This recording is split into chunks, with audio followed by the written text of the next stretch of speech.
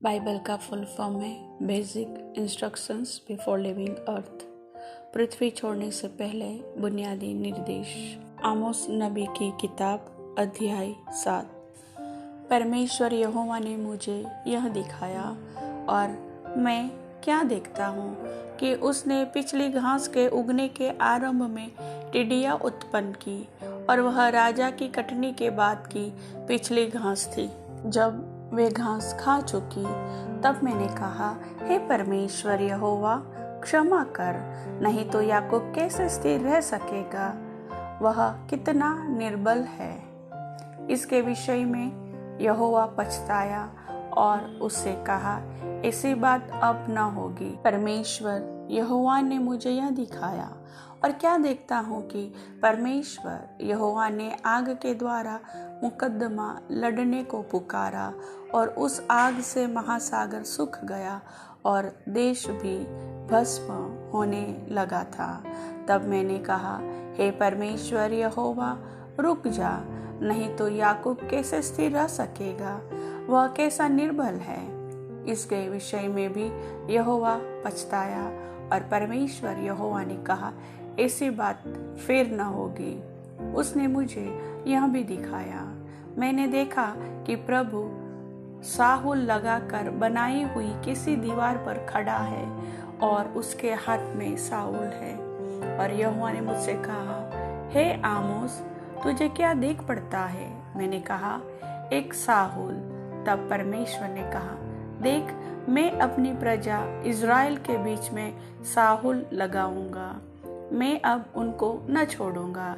इसहाक के ऊंचे स्थान उजाड़ और इज़राइल के पवित्र स्थान सुनसान हो जाएंगे और मैं यारोबाम के घराने पर तलवार खींचे हुए चढ़ाई करूंगा।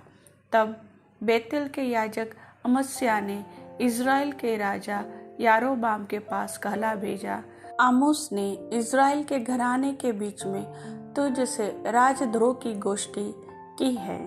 उसके सारे वचनों को देश नहीं सह सकता, क्योंकि आमोस यह कहता है, यारोबाम तलवार से मारा जाएगा और इज़राइल अपनी भूमि पर से निश्चय बँधुआई में जाएगा।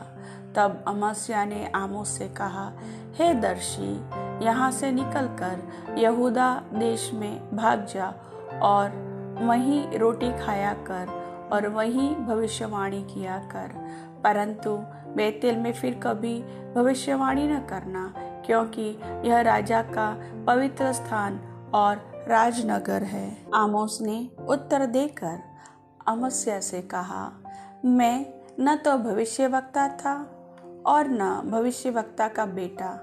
मैं तो गाय बैल का चरवाहा और गुल्लर के वृक्षों का छांटने वाला था।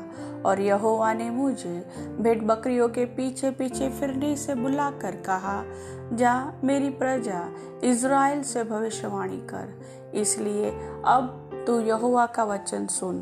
तू कहता है, इज़राइल के विरुद्ध भविष्यवाणी मत कर और इसहाक के घराने के विरुद्ध बार बार वचन मत सुना।